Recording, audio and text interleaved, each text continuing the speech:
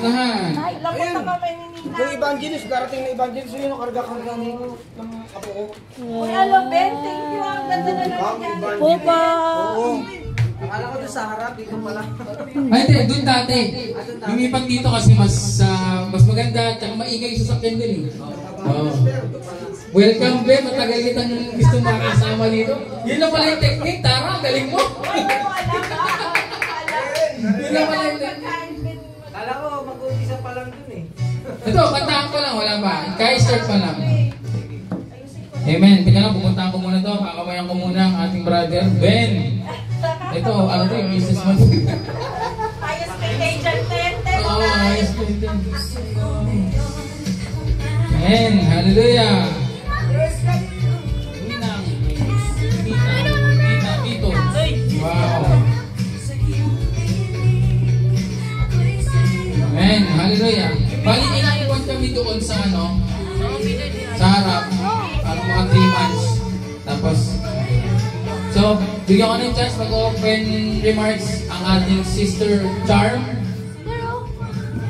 Ayan, magandang umaga po sa bawat isa. Good morning. Batiin mo ang katabi mo. Good morning. Good morning!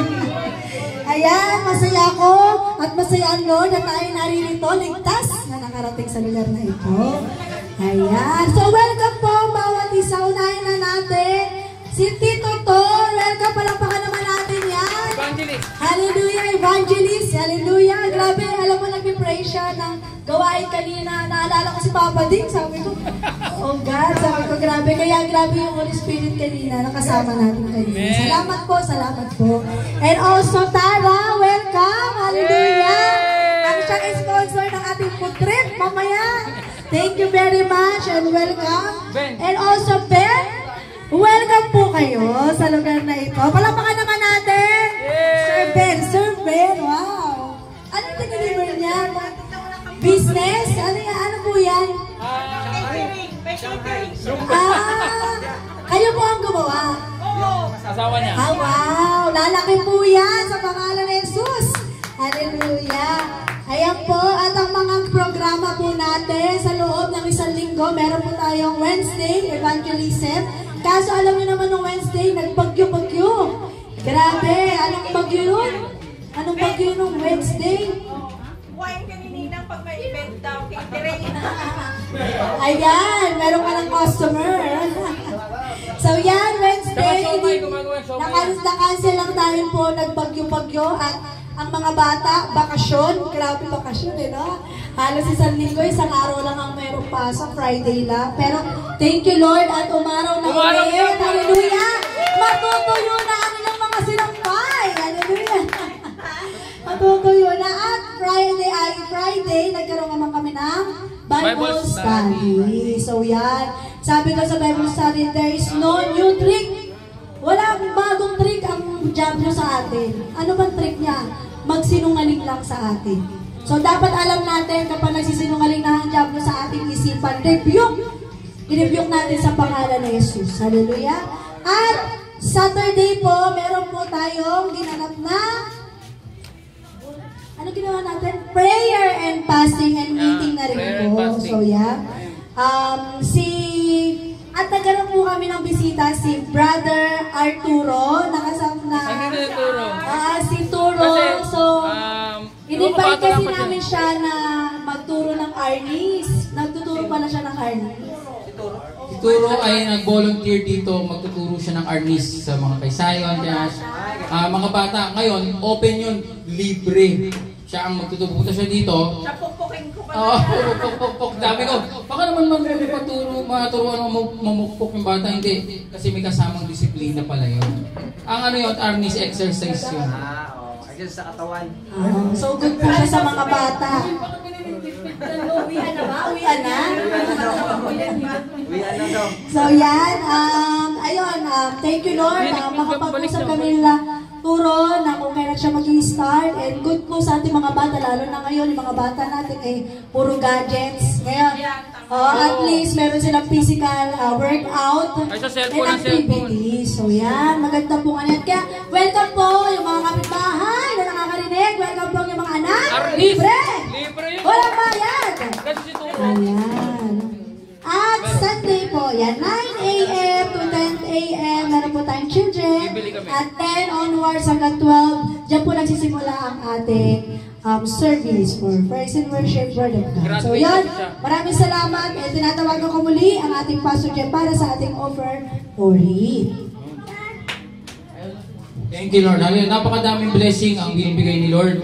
Yung mga blessing in disguise na hindi natin lubos akalain. At nagsimula tayo dito January, di ba? And then, nagsimula sa bahay lang. Sa loob ng bahay, mismo namin. Ang kasama ko yung mga bugol. Tapos, si Charm, asawa niya, nagsimula dito sa may, garahe. Sabi ni Ninang, bakit sa loob ng bahay? Bakit gamitin yung garahe? Sabi ni Ninang, Ninang, gagawin yung garahe. Wala kami pang upay. Walang upa yan. Pinagamit yung garahe. Kaya nagkaroon tayo ng garahe. Ang problema lang sa garahe ay maingay ang mga sasakyan. No?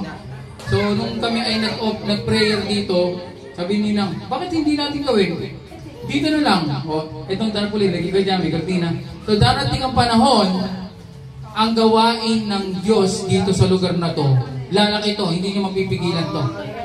Wala makakapigil nito. Kasi, ang salita ng Diyos ay buhay. Mapapatunayan ko, ang salita ng Diyos ay buhay dahil yung buhay ko, binago niya eh. Dati akong addict, wala akong kalatoy-latoy sa buhay. Pero ngayon, ginagamit ako ng Panginoon. Binago niya ang buhay ko. May pamilya ako. Actually, hindi ko iniisip magpamilya dati. Hindi ko iniisip na magtrabaho. High school grad eh. Ulit nga ako, nag-call center ako bigla eh. No? Naligaw doon. Diba? Which is, hindi ko maiisip yun kung isang high school graduate ka, parang ang tingin mo sa sarili mo, ay hindi ko kaya yan, mahina ako. Pero because of the Lord Jesus Christ, binigyan niya ako ng tapang, binigyan niya ako ng confidence. Eh. Sabi ko, Lord, kasama kita. Kahit bulol-bulol ako sa interview. Diba? So yung blessing talaga ni Lord, pag nasa Panginoon ka, iba ang energy mo, iba yung guidance sa'yo, iba yung kasiyahan, yung joy. Grabe. So, masaya ako, sobrang saya ko kahapon kasi talagang isa sa inaano ko, pinipray ko, Lord, bigyan mo ako dito ng maglilid sa mga kabataan. Tapos nagulat ako, Arnis, ang dami, alam mo, sabi ko nga kay Turo, i-open ba natin sa lahat yan? Sabi niya, pwede naman. Pag in-open na sa lahat yan, lahat ng magulang gustong isali ang anak nila sa ganyan. Pag nalaman ko, nabalitaan, ay meron pala din nag-Arnis. Pupuno itong lugar na ito ng mga bata. Dahil, bilang ako, magulang ako, gusto ko nga ipasok sa mga taekwondo training to, yung mga gano'n. Ito, Arnis. Ang Arnis ay tinatawag na national, natin yan, martial arts natin. Pilipinas yan na originated. Ang Arnis. Ngayon, ang taekwondo ay sa Korea yan, di ba? And then, tapos yung Muay Thai, anong bansa yung Muay Thai? Thailand, di ba? Ang Arnis, sariling atin yan, Pilipino yan. Kaya mo, si Asher, darating yung panahon, pag-graduate mo, kasi may certificate, ibigyan natin eh. Nag-graduate ka. Hindi lang magaling sa Arnis, may disiplina ka rin. Kasi sa simbahan eh. Di ba? Pwede, additional skill yan. Sabi mo, ang Arnis, ano yan eh? Kala natin yan tok ng hawak. Training lang yun. Ibig sabihin, pag natuto ka, lahat ng klase ng mahawakan mo, pwede mong gawing sandata. Yan, hawak mo yung upuan na yun. Kaya mo ipalo. Di ba? Magkakaroon ka ng skills. Di ba, balita nyo, may lumilipad na mga keyboard. May nauna na doon. Marunong sa tsak. So, blessing yun. Libre. Sabi ko kay Turo libre, pero sabi mo libre, pero huwag mo akong pigilan kung bibigyan kita. Kasi, siyempre, kung may blessing naman ng church, di ba? Huwag mo akong pigilan, huwag mo akong tatanggihan kung mayroong blessing na pwede ibigay sa'yo. Kasi siyempre, nag-e-effort ka dyan eh. May mapapagod ka, di ba? So, sabi niya, okay lang. Okay, sige, huwag mong pipigilan. Basta, kung meron, di ba? So, glory to God, blessing yun. Sobrang laking blessing na si Turo ay ating makasama dito. Ewan ko bakit wala pa siya eh. Sabi, bagong sila kasi nakatira yun eh. Tapos wala pa siyang motor, masira yung motor niya. So, sabi niya, Padre, tawag ka sa akin ng Padre. Si Alvin tawag sa akin, Padre. Pero pare ako. Pero inayaan ko lang, wala problema yun. Kasi yun ang gusto nila sa akin. Padre, sira yung motor ko. Kung may motor lang ako, lagi ako nandyan. Hirap kasi bumiyahe lang dito. Ganyan. Sabi ko, chat mo ako, sabihin kita ng e-bike. Kaya nagulat ako, masaya rin ako kayo. Kasi kala ko wala talaga ito. Si Ben kasi ang unang-unang tao na nagtatanong sa akin kung saan yung church ko. Nung training tayo, tumapit sa akin, gusto sino mo si Mayan? Tatanong tayo, sabi ko, uy, parang gusto mo punta nito ah. Doon, punta ka, malapit lang. Pero ngayon nakapunta. Ngayon lang kasi na-busy, di ba? Pero sabi ko sa inyo, dito sa church na ito, walang pilitan dito. Walang stress, walang puwersa. Kasi may sarili-sarili tayong relasyon sa Panginoon. Hindi ako magbabago ng buhay ng tao.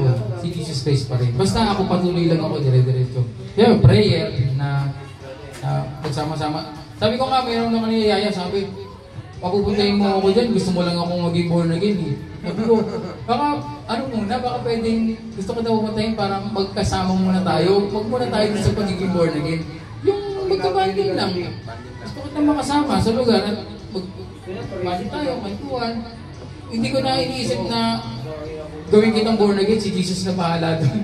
Kung kakausapin ka sa panaginip, hindi ka pa ba magiging born again kung nananaginip ka si Jesus Christ lagi nakikita mo?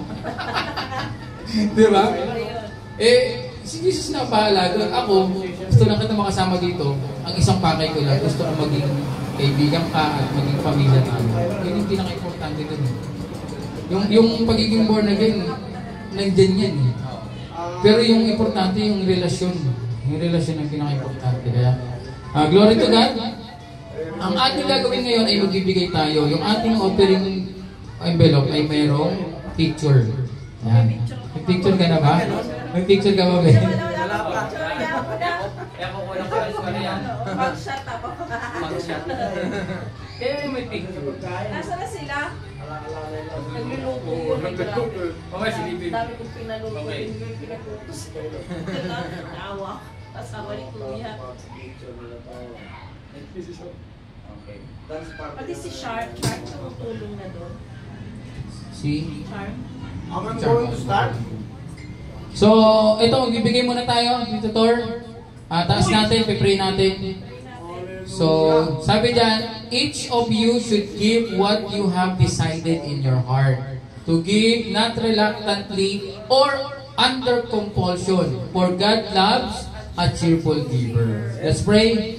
Lord, maraming salamat, Panginoon, sa lahat ng biyaya na aming natatanggap, maliit o malaki, Panginoon. Ito may galing sa aming trabaho, ito may galing sa aming negosyo.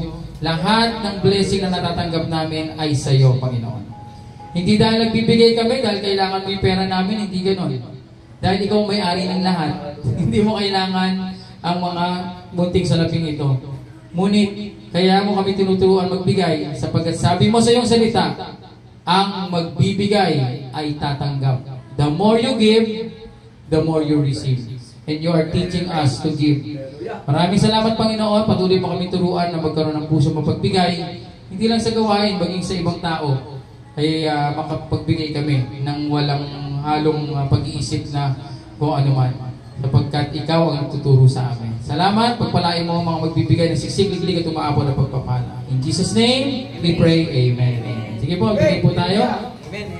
Yan, kaya may picture yan, Ben. Dahil para alam natin, yung nagbigay, nire-record kasi namin yan, meron niya, ay pala sa taas. Ngayon, bakit may picture? Guys, kaya may picture yan, para pag pinag-pray namin yung mga nagbibigay, nire-record kasi namin yan. Mas lalo pang pagpalain. Kaya ganyan. At ganyan tayo mag-honor ng pagbibigay. Hindi yung nakabalungkos yung pera, tapos bibigay mo niya, nakapunit-punit o ano, diba? Yan, presentable. Okay? So, sige, hindi ko na patatagalin. Tatawagin ko na Tito Tor para mag-share sa atin ang kanyang buhay.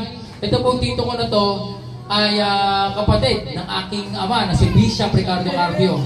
Ito pong aking tito ay isang evangelist na nagpastor na rin po sa Marikina, nag-pioneer na, at marami na rin po pinangaralan ng mga lugar. Kaya huwag po kayo magugulat pag nangaral po yan, ay talagang napakasarap pakinggan yung mga ginawa ng ating Panginoon sa buhay niya. Sa tawagan ko, aking Tito Evangelist Redentor Carpio. Palapakan natin ang Panginoon sa buhay niya. Thank you, Lord!